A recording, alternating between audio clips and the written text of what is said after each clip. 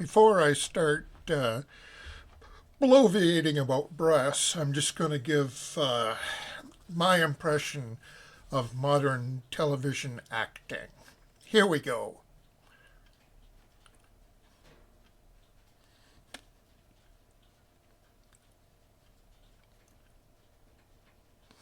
Now, what you do is you take that and you chop it all up into little tiny little bits, and then you edit it all together and you get the typical mugging and face twitching that modern actors do. There's no acting anymore.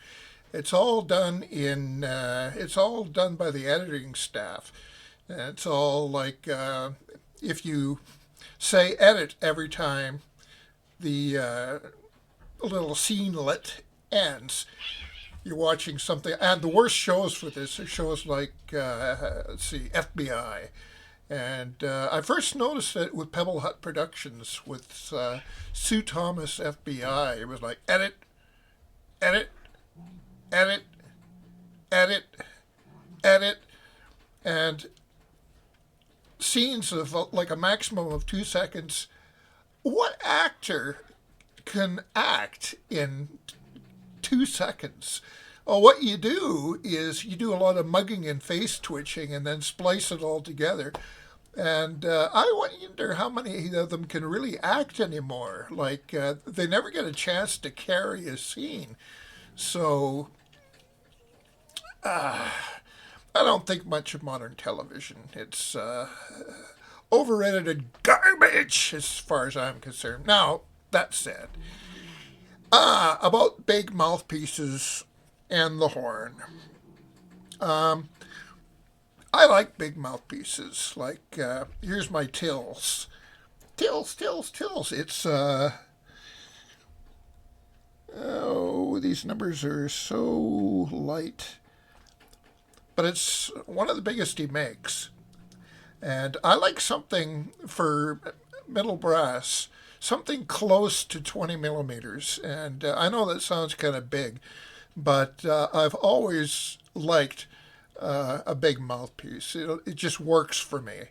And so this is a 19 about. That's your tills. But I was looking for something to do my own sound recording with, and I wanted stuff to really make the first octave of the horn really robust.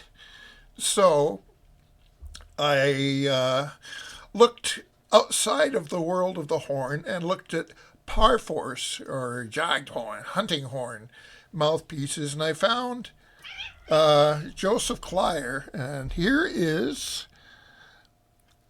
These numbers are so faint I can't read them. Oh, 4TB or something like that. But then there's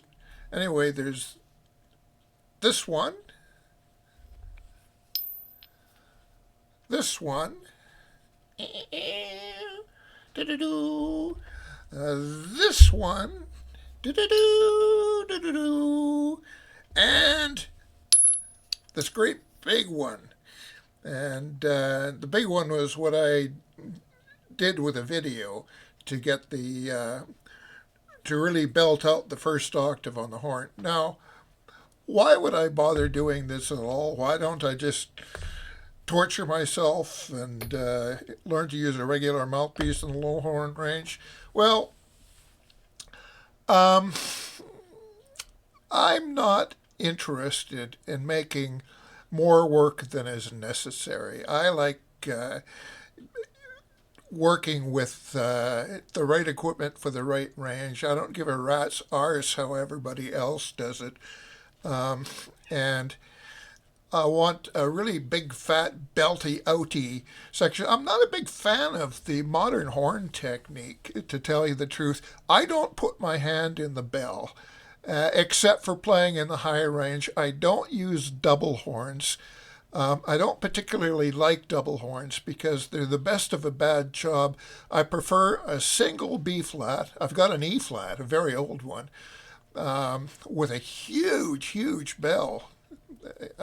Like if you put it up against a modern horn bell, it sticks out about this far all the way around. It's like, woohoo!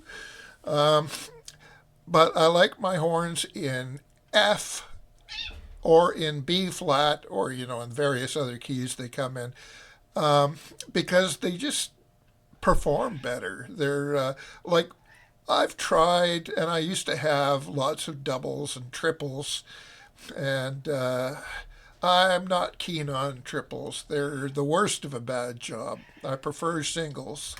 And there's this thing of trying to force the horn to be the be all and the end all of, and have it all in one horn.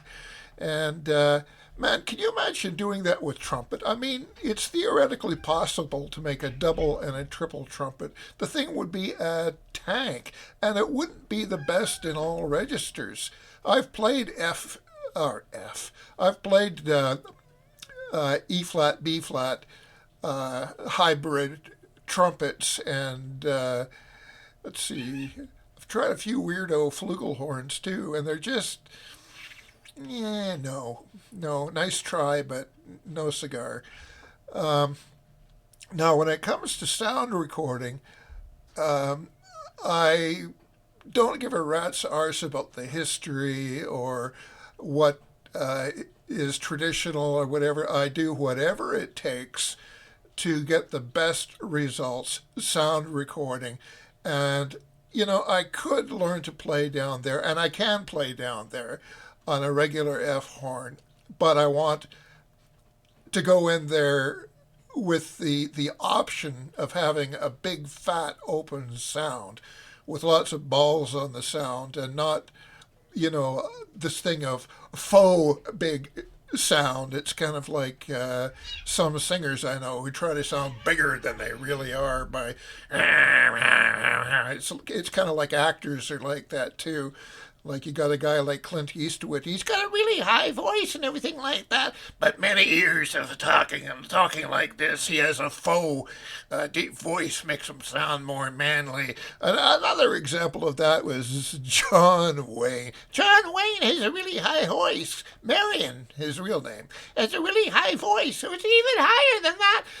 Saw his first ever movie, and he does this twirly thing with a probably a Winchester, and he says, "Hi guys, let's go get him," in this high squeaky voice. Well, that's his real voice, and he's trying to get a faux, trying to sound more manly by going like this, and and in the low end of horn playing, there's very few guys who do a really convincing job of fooling you.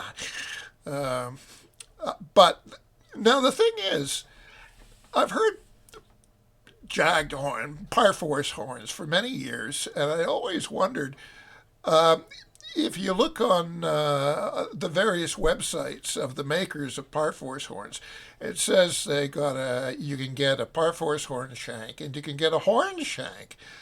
I thought, okay, what's this about? Are there horn players who are actually using these things, or what's going on here? Well, so then I started buying old Parforcehorns, and discovered that there's not too many with a smaller shank, which caused me to remain suspicious about who was buying them. Maybe guys are using them in horns. And I did used to see the small wrap, like this, the size of a French horn. I saw a lot of B flat Parforcehorns, and you used to see the odd F, or not F, E flat Parforcehorns. But they seem to have disappeared, and the Parforcehorn itself seems to have taken a hit. And I just wonder if guys aren't using modern F horns to play those parts these days, and just doing without the Parforcehorn altogether, because there's not as many around. I don't live in Europe, so I can't make really informed determinations on the market there. But anyway, they're using the Parforcehorns in F and E flat to play traditional old horn music. And now in parallel to all this, a friend on the interweb said, "Hey, you're always talking about you got yourself a natural horn, and you're talking about, the hand in the bell and the no hand in the bell." And well, he emailed me a link to a YouTube video of Handel's water music. And all traditional instruments, the old 18th century oboes, and boy, there was a lot of them in that piece of music. It looked like about 5, 10, 15, 20 oboes in one room. Isn't that illegal? It was in the UK. There's a limit to how many oboes you could have in one place at one time. I think they did it to ban Handel's water music. But anyway, these guys play the horn section. They not only were they not playing with a hand in the bell, but they were playing with the bell up, loud and proud, and just belting it out. And I thought, that's the sound for me. That's your traditional real horn sound. None of this modern affectation and the muffled oof, oof, oof kind of horn sound, but a hair-raising, exciting, brazen kind of sound. And I thought, years later, when I saw these Parforcehorn mouthpieces, I thought, I wonder, these Parforcehorns, some of them were playing in the high range like a horn, but the low range Parforcehorns, they're not much different from a regular horn, and these guys are belting it out with these great big mouthpieces that are like, take this one for example. It's about the same size as my bass trombone mouthpiece. It's a little bigger, about the same size as a baritone mouthpiece, I would say. But with this thing, you can wake up the neighbors at 3 a.m. right through the walls and windows. Woohoo! And they'll put a brick through your front window just so they can hear you better. Ooh! But and look how much bigger this is. And this is a 19 millimeter. Look how much bigger that is than a horn mouthpiece, a regular horn mouthpiece. Now, I'm not saying use these things when you're playing Beethoven or Brahms or even Stravinsky or whatnot. But if you're doing home recording, or if you're doing recording for documentaries or for movies, or for if you're doing soundtracks, even for movies or video games, which is how a lot of composers are making their money these days, consider getting your horn sound with one of these. Now, I got 4 different sizes, sort of representing the full range of Parforcehorn mouthpieces from small to large. I didn't get all of them because that would be expensive, but I got sort of the most representative as to what guys are using in the Parforcehorns. And like that Handel piece, water music, the waterworks, you can get that brazen, hair-raising, exciting horn sound. And I'm not a traditionalist. I love that sound. And I play with the hand not in the bell. I used to use the hand in the bell to get the high range until I got the high range under control without using the hand at all. And the horn, there are some guys out there who have some incredibly good advice on the hand and how to use it. And the best advice I've found so far, hey, have you noticed my Stephen Colbert ears? This ear may look funny to you. Somebody asked me about that the other day. He says you've got ears, one lower than the other, like Stephen Colbert. Stephen Colbert, the cheese.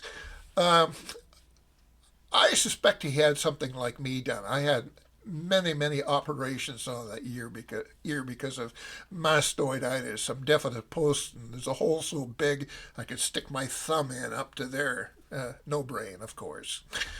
Anyway, um, playing in the low range with a big mouthpiece on the horn, it's like you've been given a whole new instrument. Suddenly you can play in the first octave and get a great big fat sound, and your whole approach and everything changes. It's like you've got a brand new, very functional instrument that performs surprisingly well down there. So, um, for you traditionalists, all I have to say is for you guys who like to experiment, or for you guys who are multi brass players, have at her. Ooh, ooh.